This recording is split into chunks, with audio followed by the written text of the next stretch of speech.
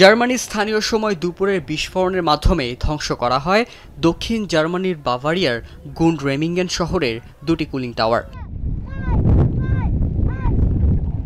2011 সালে জাপানের ফুকুশিমা পারমাণবিক বিপর্যয়ের পর থেকে ধীরে ধীরে পারমাণবিক শক্তি থেকে সরে আসছিল জার্মানি।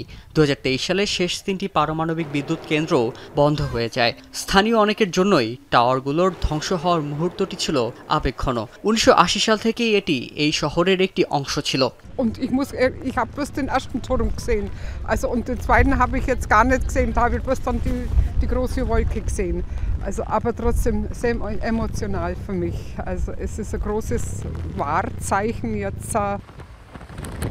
প্রায় 30,000 মানুষ টাওয়ারগুলো ধ্বংসের এই দৃশ্য দেখতে আসে। যদিও প্রায় 4 বছর ধরে এগুলো অচল অবস্থায় ছিল।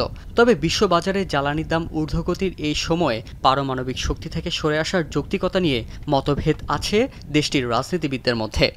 পারমাণবিক জ্বালানিকে সমর্থন করেন এমন একটি সংস্থা এই কুলিং টাওয়ারগুলো ধ্বংসের প্রতিবাদ জানায়। জার্মান জ্বালানি নীতির ইতিহাসে সবচেয়ে বড় ভুল বলে অভিহিত করেন তারা।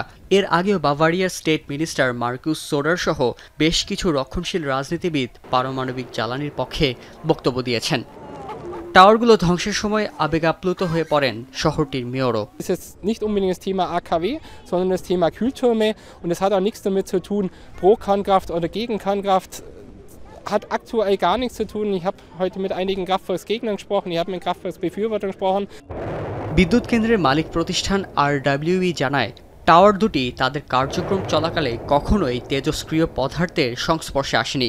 এগুলো ধ্বংস করতে প্রায় 600 কিলোগ্রাম বিস্ফোরক ও 1800টি গর্ত তৈরি করা হয়। ধ্বংসাবশেষের কঙ্কর পুনর্ব্যবহার করে নির্মাণ সামগ্রী হিসেবে ব্যবহার করা হবে।